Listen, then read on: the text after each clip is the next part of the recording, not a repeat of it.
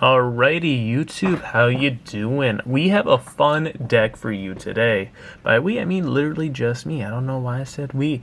So this is gonna be my Eldlich Zombie D-Hero Numeron pile deck. Yeah, that sounds like a long tongue twister, but for some reason, I came up with this one random day because I was like, you know what? Why not just take a few different fun archetypes that I feel like can actually work well together somehow? And, well, it's kind of fun. Is it the most competitive thing? No. But do you really want to confuse who you're playing against? Then this is the deck for you. So let us dive into this. So this is a 60 card deck, which I feel like if you're going to do a pile deck, you got to do 60. So starting off, we have 3 of the Golden Boy over here. Look at him sitting on his throne. He is ready. So obviously, a lot of the deck does revolve around him because he's just super easy to keep recurring. And then also, we have 3 of the Eldlich, just because if we also want another amazing boss monster, he is where it's at. Also, I just love how his effect works, just because it's just like one of the, like that's why I always love zombies, because even when I had the original, what was it, structure deck of zombies, I used to just play pure zombies with him way long ago. And to this day, I love that deck too. So just another deck where I could use him. Yeah, I'm not going to complain. We're going to be honest. And then for the last of the zombie support, 2 Banshees. Just because I feel like since we run 3 of the zombie worlds, you know, we don't really need 2 because it would kind of just like be dead if we keep drawing her for like no reason. And now we're going to dive into the D-Hero package. So we have 3 Celestias. Obviously, if you're going to be doing, you know, DPE, you kind of need Celestia. And for me, the next 3 is Dasher. I feel like Dasher is just, you know, the easy go-to choice, of course. I also just like a lot of these cards too, just because of the level area you'll see that is kind of perfect for the fusions I have for the zombies. So it's kind of a win-win.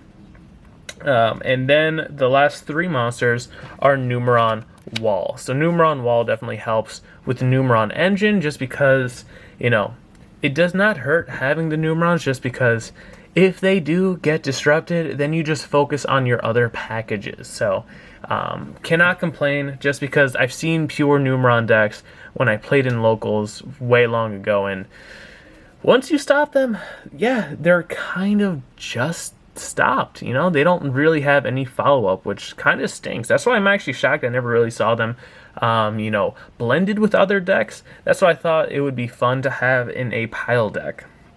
Now let's dive into the spells. We're going to have 3 of the Cursed Eldlich. What's also great too is when I said this deck is like super cheap and easy, it really is, because a lot of these hollows, you know, you can get to. So this is super easy hollow too. And yeah, it's just great because you really can just do so much recursion with the different Eldlich support cards, because they also just help Eldlich as well. That's what I love about them, because I know I've seen many people do Eldlich decks with them. And the next 3 up is Black Awakening.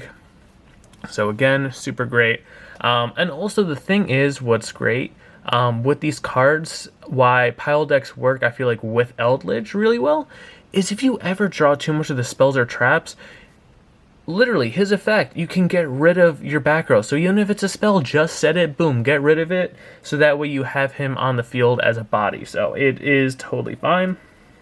And now we have, you know, White Destiny. Also, what's great is when it is a quick play spell card. I love anything that's a quick play, just because it just makes it easier for any situation. You know, if you want to chain anything up. And then we have 3 of the Zombie World. So Zombie World definitely super critical for this, because the next card you see 2 of is Super Poly. So Super Poly is super important in this, because so many decks, if you want to disrupt them, you need to get rid of the monsters they have on the field. So the fact is, even if they just have a 1-card kind of starter, it doesn't matter. You can literally use any of your cards because most of them are zombies, or if you have Zombie World, obviously you can make it work too. So that's definitely a win-win. And then the next 3, we have Fusion Destiny. So again, it's one of those cards where if your opponent doesn't out this, you have a great card on the board that is still going to annoy people to this day, because even though there are many ways to stop DPE, it's still just a pain, you know, because that means more resources they burn. And the great thing is, even if they get rid of DPE, chances are you're still going to have your Eldlich plays or your Baldrake plays.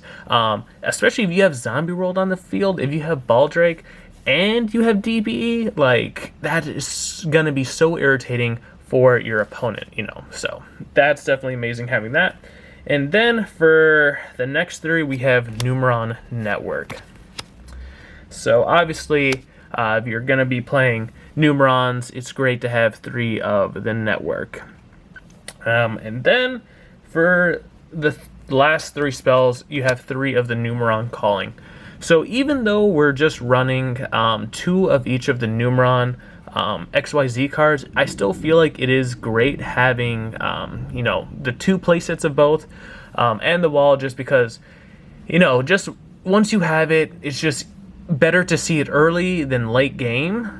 And then, like I said, even with Eldlich, worst case, you have extra of them, you can easily dump them off or use it as the cost for you know, DPE if you want to keep him on the field and, you know, still attack, or obviously with Super Poly to discard. So you never really feel like you have an issue with dead cards, since you have ways of using them to help your other cards, you know, flourish.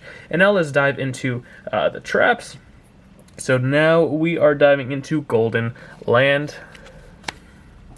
So there we go. I also just love, you know, the way Conquistador looks is just beautiful. And then we have the 3 Guardian of the Golden Land. I just also love these cards because with Super Poly, you can, you know, use them as resources too. We also have our Haquero. And then we have our Golden Land Forever, also playset. So it is nice having playsets. And then the last playset is probably considered one of the best, is Scarlet of Sanguine. So there we go. Let's dive into the extra deck. It always annoys me moving a pile, especially a pile that big, because I'm so used to having my cards super neat. So we're going to be playing the 1 Mad Golden Lord, just because it is a fun card to have. You know, I love how strong he is, and just being able to use him, I feel like is nice, because every time someone does do Eldlich, even if they have Super Poly, they never incorporate him. So I think this is like a nice, fun combination. Because, yeah, like I said, it's just very rarely ever used.